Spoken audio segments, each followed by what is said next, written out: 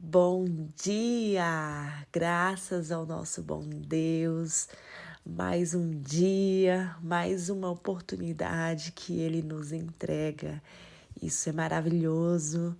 Hoje é 20 de fevereiro de 2025 e vamos continuar a leitura do livro Mulheres Improváveis. E estamos no capítulo 11, parte 3, que diz o seguinte: o tempo de se tornar arco. O arco também tem características e processos peculiares. Ele também é escondido para ser dobrado, sofrendo uma transição, assim como o nosso desenvolvimento e crescimento passam por transições. Há alguns dias, ouvi alguém explicar o processo de criação do arco. Para ser feito, precisa ser amarrado nas pontas a fim de ser dobrado e conseguir a envergadura própria de um arco. Não raramente é assim que nos sentimos, pois Deus parece fechar a nossa boca, amarrar os nossos pés e nos colocar dentro de casa, o que nos dá a sensação de vazio e inutilidade.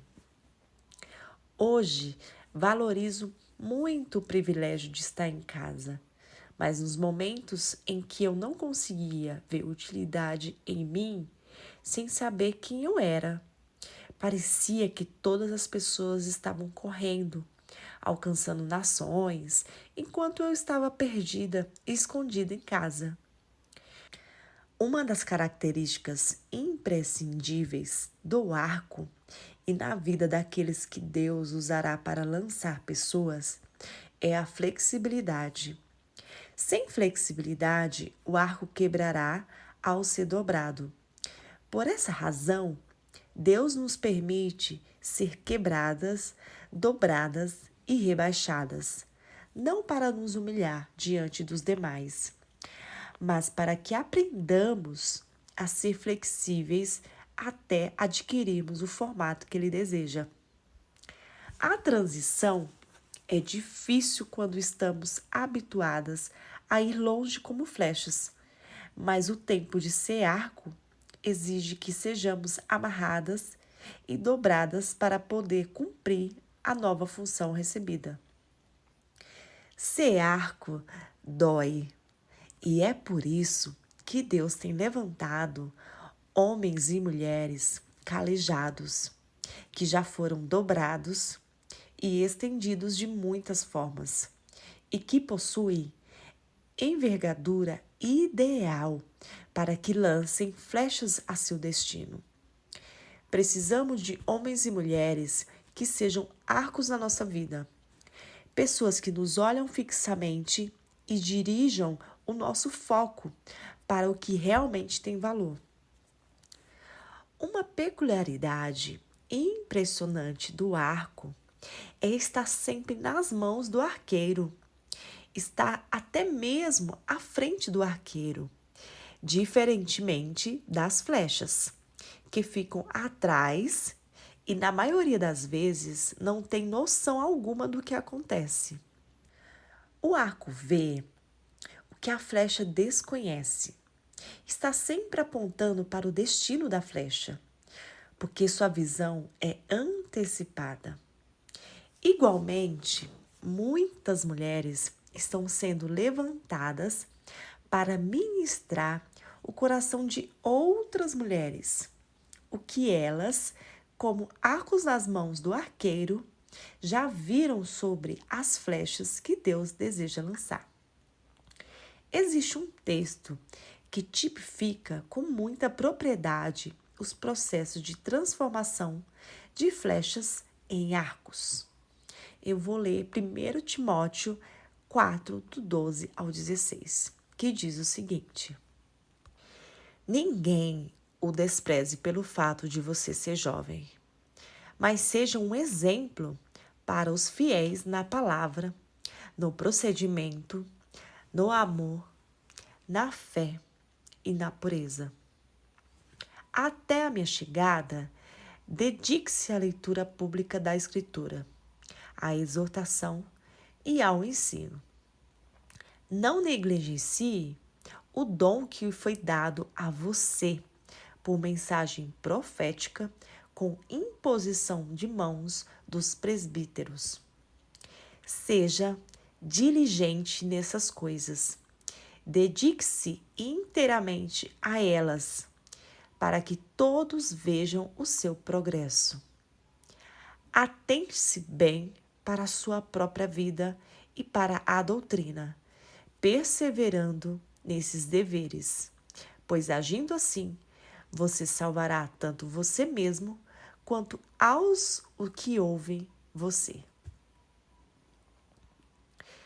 Tenho uma experiência particular com esse texto. Logo quando estávamos iniciando a comunidade Abba Pai, com poucos dias de ministério, eu planejava abrir uma clínica de estética. Ferida com o sistema religioso de regras, eu não queria pastorear pessoas sob o fardo da religião. Até então, ninguém sabia do meu desejo. Eu já tinha olhado uma sala, comprado algumas coisas, e em determinada tarde, recebi uma mensagem com o texto de 1 Timóteo 4.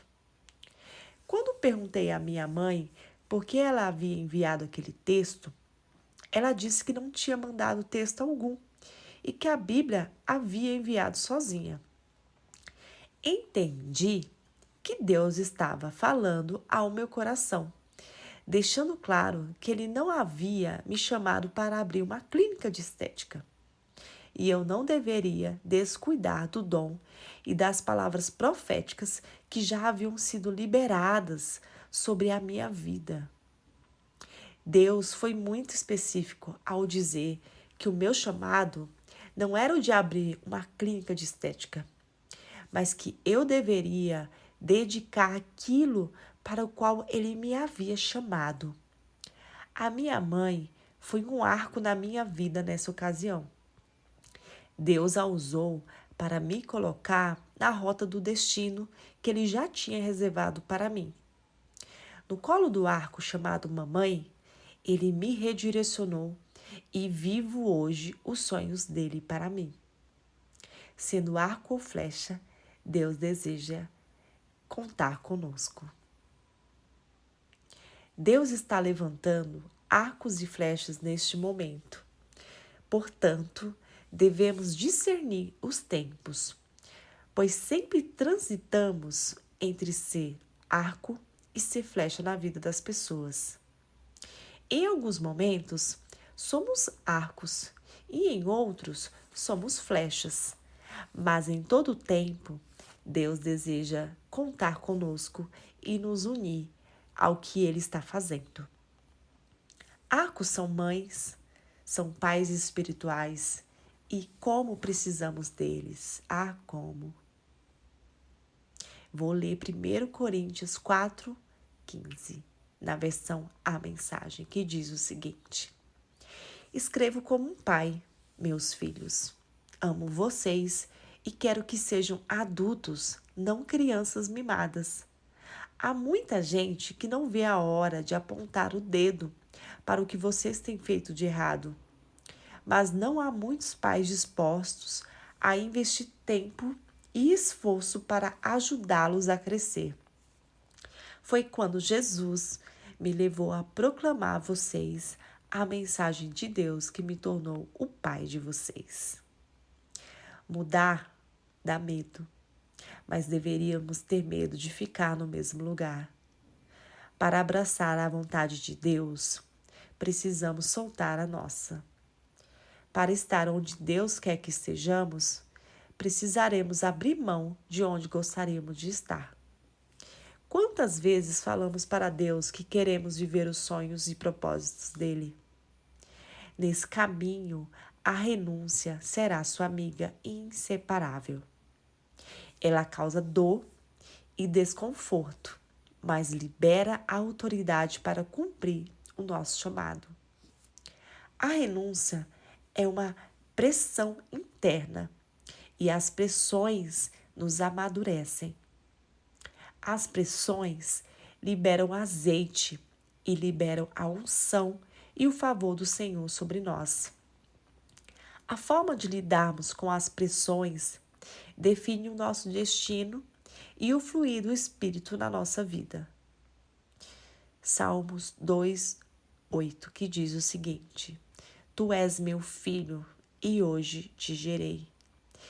Pede-me, e eu te darei as nações como herança, e os confins da terra como tua propriedade.